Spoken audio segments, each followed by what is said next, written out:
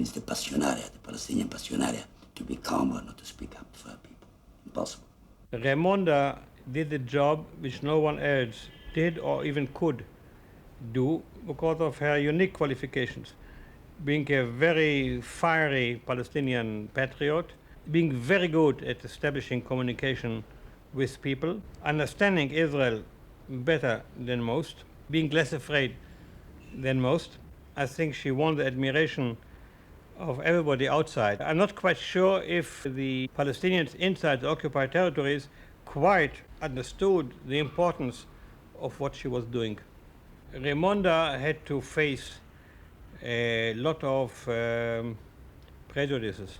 First of all, because she was a woman in a society which was very patriarchal, very macho, and the idea of a woman doing this kind of job and of traveling around unaccompanied by a husband was still very strange to very many Palestinians, especially of the older generation. It's a scar that will not disappear quickly. It's a scar of not only how is the occupier as a male chauvinist was looking upon you, but also as the man, my colleague, my neighbor, friends, all those I have helped and served and devoted my life to will condemn me because I don't agree with the image they make about women, with the image they want themselves to have about women. And I will never go into that image. You see, this image frightens them. I frighten them.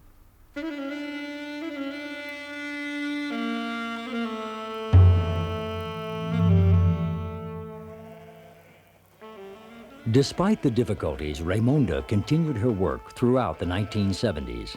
The decade saw another Arab-Israeli war, peace between Israel and Egypt, an increase in worldwide violent attacks by Palestinian commandos, and in response, a blanket media portrayal of all Palestinians as terrorists.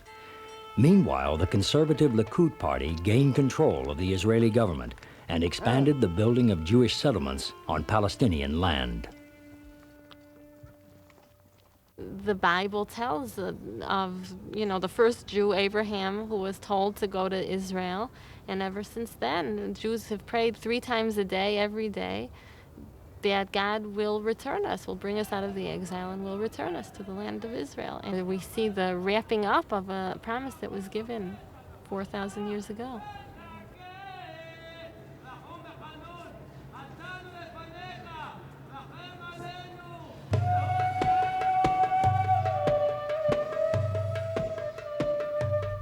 Every day that a settlement was erected in the West Bank, all over Jerusalem, till the Dead Sea, this agglomeration of settlements getting higher, we feel it's tightening on your neck.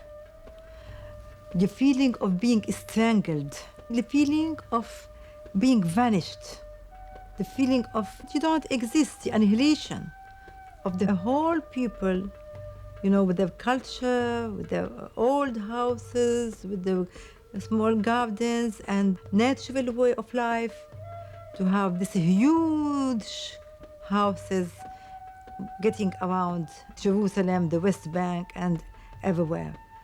So we felt the strongest kind of genocide and annihilation in the most modern, sophisticated way. So we are gypsies. What are we? A people without land? What we are going to claim? What is the state? The state built on what? Without a land? I'm an Israeli. I'm a Jew. I'm a Zionist, and I see myself as an Israeli patriot. Each new settler home is a disaster for the state of Israel. And anyone who gives money to such acts is perpetrating a crime against the state of Israel. Israeli government is making a laughing stock of the United States, of the world. They are just telling them lies. We are not encouraging them to come to settle in the occupied territory, and they are building houses while they have the right. Yeah, our people don't. Who were born here, their ancestors are buried here, their property is here, their families are here, and which is worse, they have nowhere to go. Nowhere. Nobody wants them.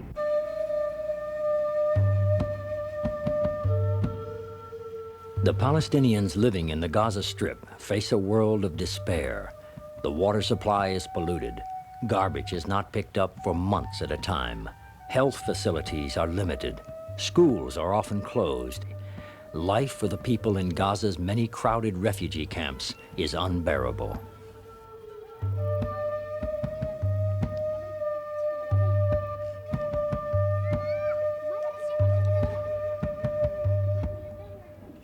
Jabalia actually is one of the biggest camps, and it's really, you know, it's very difficult situation in Jabalia. Jabalia had always been the heart of resistance since the very first day of occupation. Actually, Jabalia has been nicknamed since the 70s of Vietnam. Many, the majority of the prisoners are Rafah, Jabalia. The harassment of the authorities and the oppression is worse than any other camp. It's very difficult to survive here. More than 50% of the time, the schools were closed. There's almost no room between houses. There were many curfews in Jabalia. The effect on the children, whether they are the little ones, the kindergarten age or otherwise, it's very difficult, very, very difficult. عالم فلسطين لا حطوا على جبيني وين سألوني انت مين اقولهم انا فلسطيني وين حطوني بالسم اكلوا ولا اهتم وين حبسوني مش مهتم حبس صغير ونصر كبير. You live there and you feel that you are not your own master, your own life. Feeling frustrated. There's other Jews are coming from Soviet Union, Ethiopia, and from everywhere, just taking your home, taking your land, and cutting the water from you, the telephone lines, everything, but they have their homeland, their national passports. أيها بيت فيه 3 4 5 مساجين ونسوانهم واطفالهم مرميين. وين بدهم يستعيشوا هذول؟ العائلات اللي زي هذه الكل وين بدهم يستعيشوا؟ الهدم اللي بنحموا عليهم، الأكل اللي بنحملهم حلو ياكلوه، المصروف يعني زي العالم ما لاقين اشياء يحطوا مطعم. الطفل ما محلين جوا ولا يكسوا يلبسوا زي العالم. هم واقفين لما مخلين واحد يطلع ولا واحد ينزل. اللي ينحبس ممنوع يطلع. اللي ياخذوا هويته ممنوع يطلع. حتى من بعضنا يعني بتفكر كانوا يشوفونا، لو كانوا يشوفونا والله كانوا يشوفونا يرموا الطحين على الارض يشبوه. ممنوع تاخذوا من بعض. يعني كانوا حصار يعني ولا عمره في العالم صار. It's not only the harassments and or incidents. There's an incident here, there's an throwing stones there, soldiers are coming, shooting, killing people, whatever. The worst part of it is the difficulties of living day by day, minute by minute, obstacles and harassments. Let's try to visualize a picture. I'm going to work in the morning. It takes 10 minutes to arrive to the office. There were many days that sometimes it took me more than 2 hours. Sometimes I wasn't even allowed to make it to the office. You would see soldiers, checkpoints, harassments, shooting. This is the daily life of the people. So by the end of the day, you're so charged with anger. I can't even travel like normal human beings.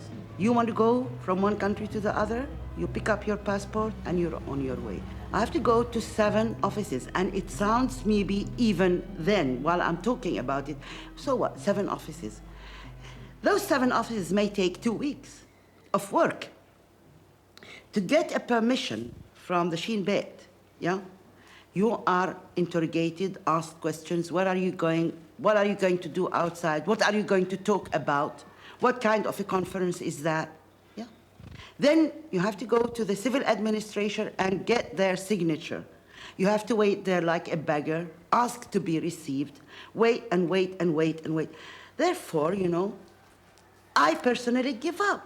I don't want to travel unless it is absolutely necessary, because it's not living, it's not a way of life. You are reminded of occupation even while you are asleep.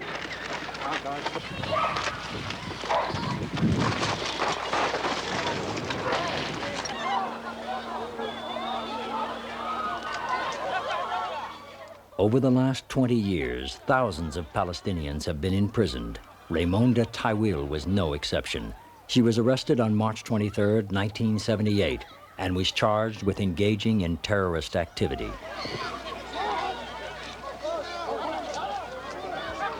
At 3 o'clock in the morning, we heard kickings at the door, and the house was encirculated by soldiers.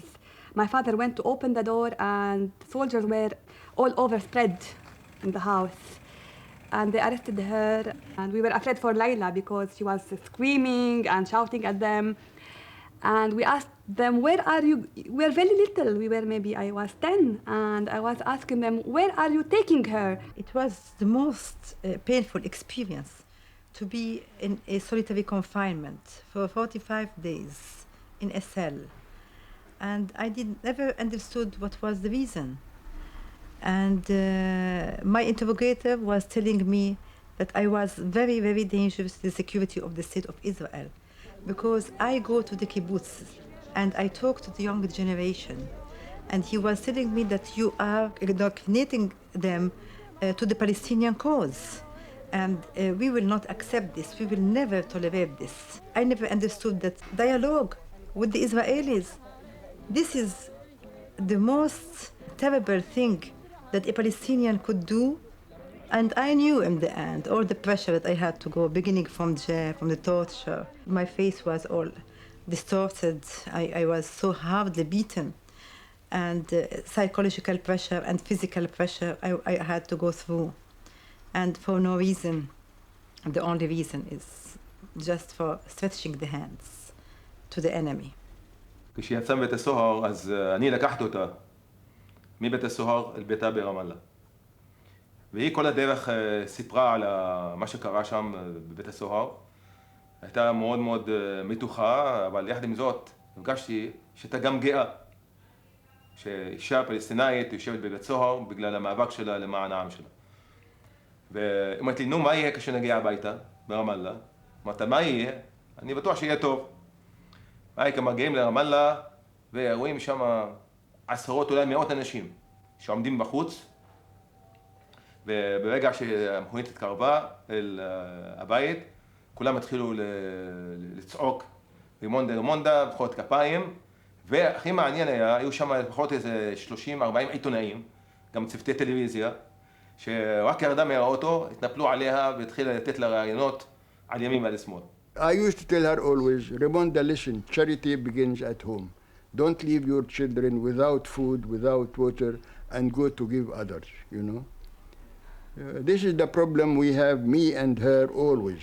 So if you will ask me if I will repeat my life with her, again I say no, no, and no.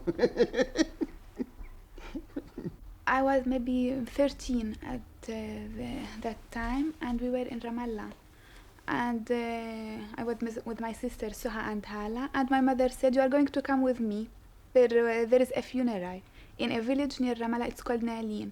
And we said, Mommy, come on, what are we going to come and to see a funeral? And she said, no, you must not be passive, this is reality.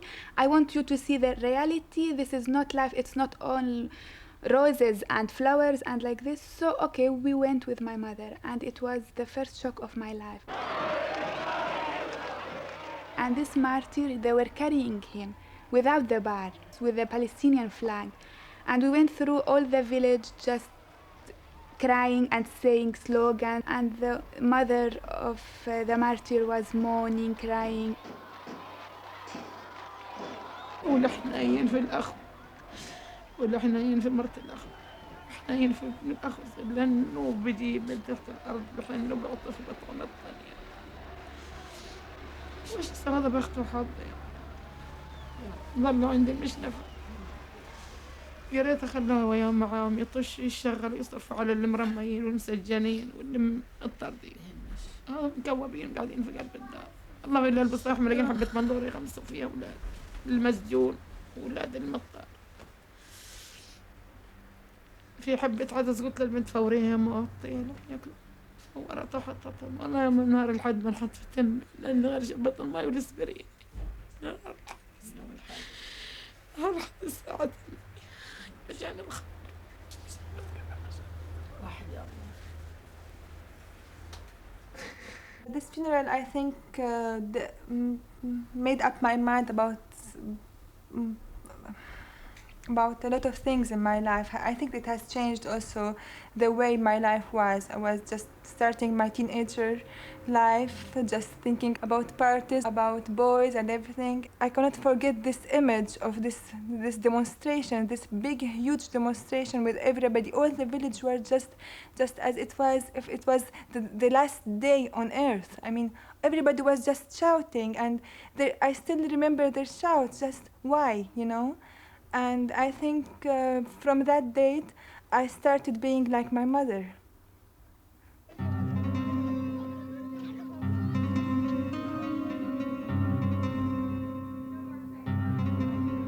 There are two nationalist movements that they have to live together side by side and to accept each other. Two ideologies. Every people has his